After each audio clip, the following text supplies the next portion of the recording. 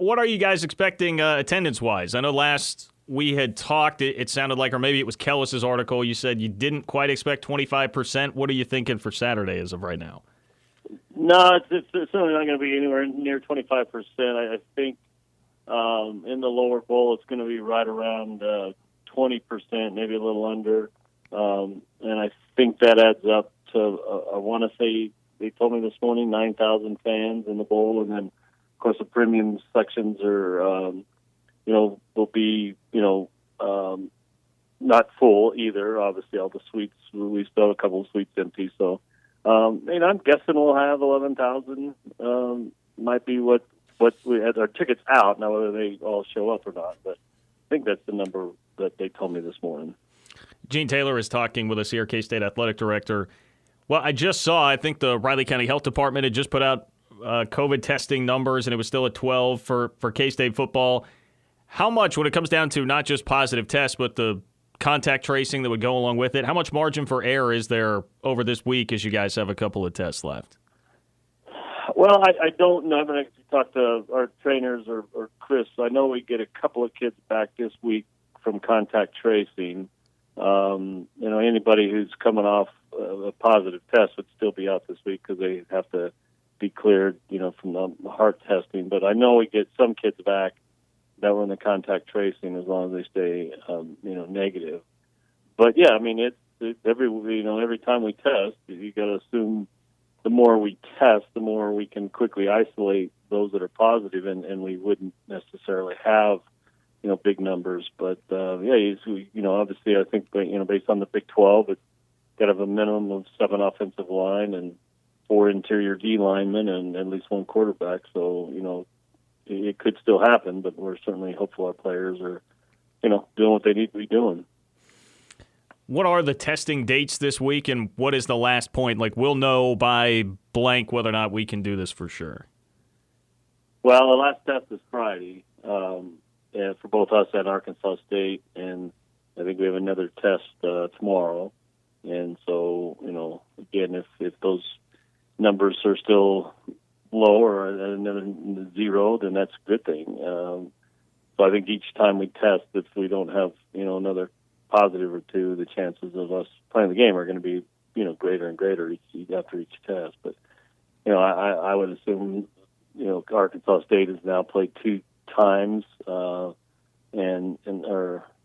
times, and they've, been tested each week. So I imagine they're pretty careful too in terms of where their numbers are. Gene Taylor is talking with us.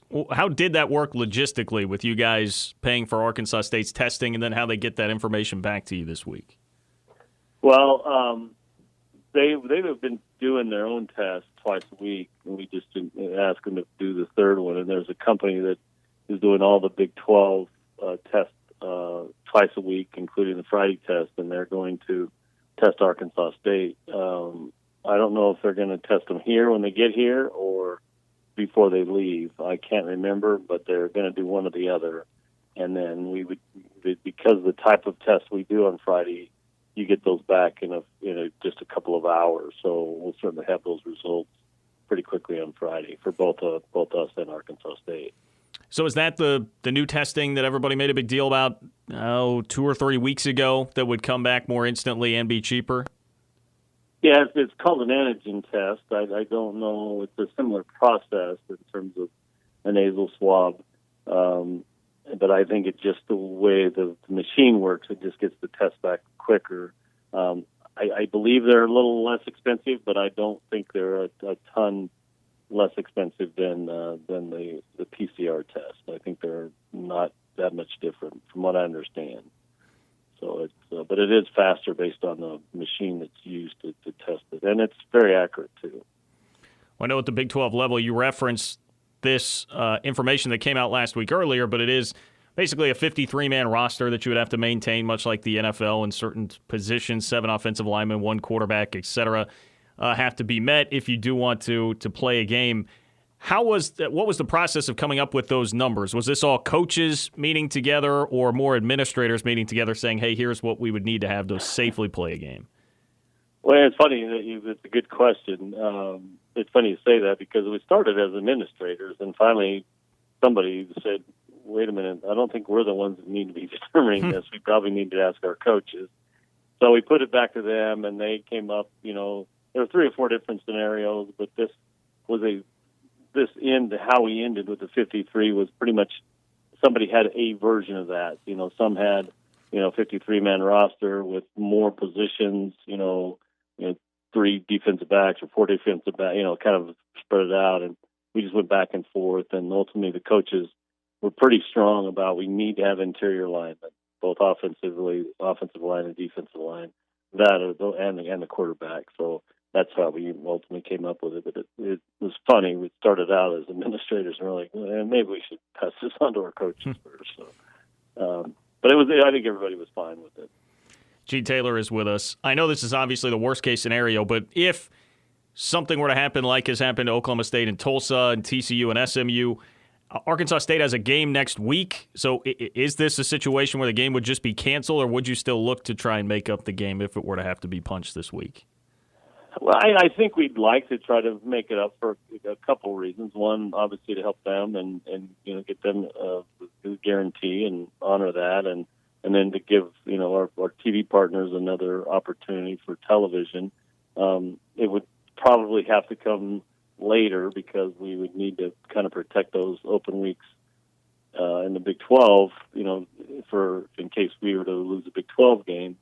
But we do have a couple weeks on the back end in December that we could make those up, December 5th possibly, and certainly December 12th if we had to. But again, a lot's going to depend on, kind of where we are in the Big 12 race and if we have any, postponements in the Big 12 season. But we certainly would at least talk to Arkansas State and see their interest in maybe rescheduling it.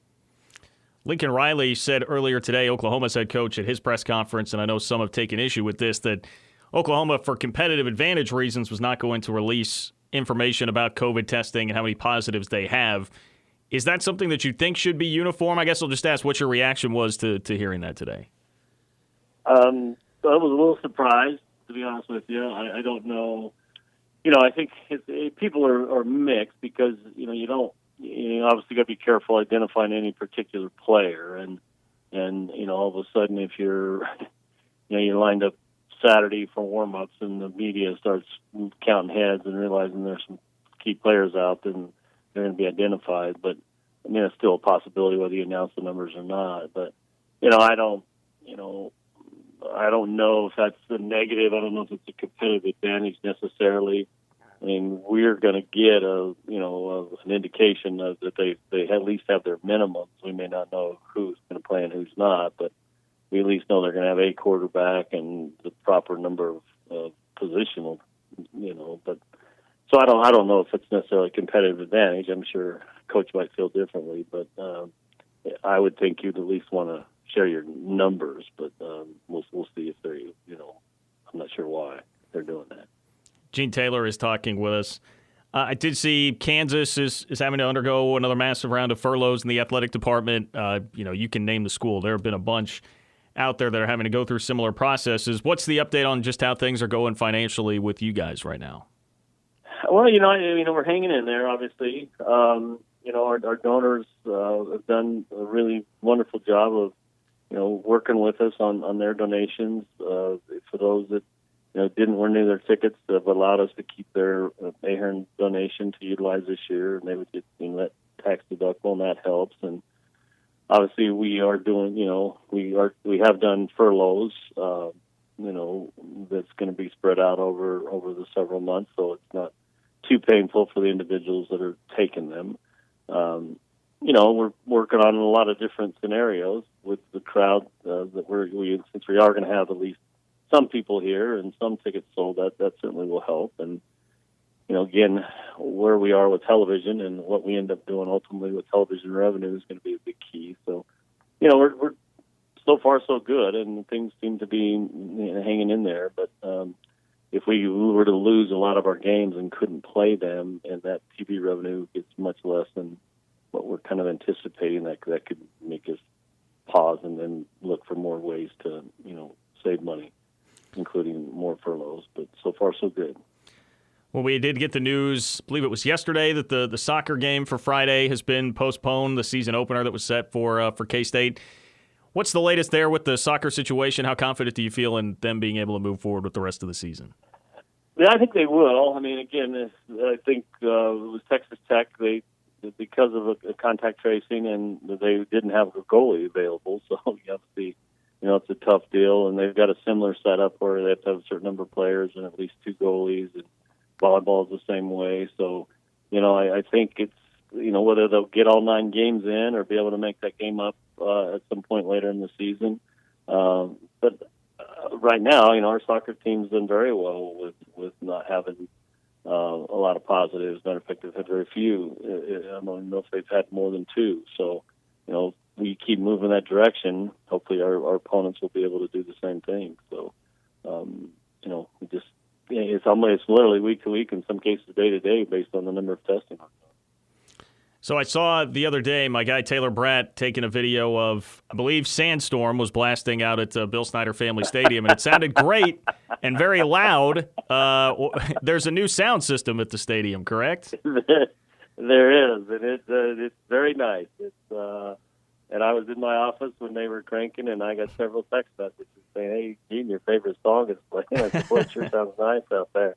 But yeah, it does. It's really going to be a nice addition, and we have to be careful because it's much more clear and much more crisp. I think people in the fans are certainly going to be able to notice the difference, but yeah, don't know that you'll hear Sandstorm over it unless it's an empty stadium like it was the other day. Well, I was going to ask, when you start playing it, does a crowd of students just show up around the corner starting to chant? Does that happen? Or? Well, I was wondering, though, as long as we played it that day, I was surprised there wasn't. But no, we didn't see any, that's for sure. All right. Well, Gene, we appreciate the time. Thanks for joining us. Best of luck getting everything going this week, and look forward to seeing you on Saturday. That'd be awesome. Look forward to seeing you guys. Thanks. Take care.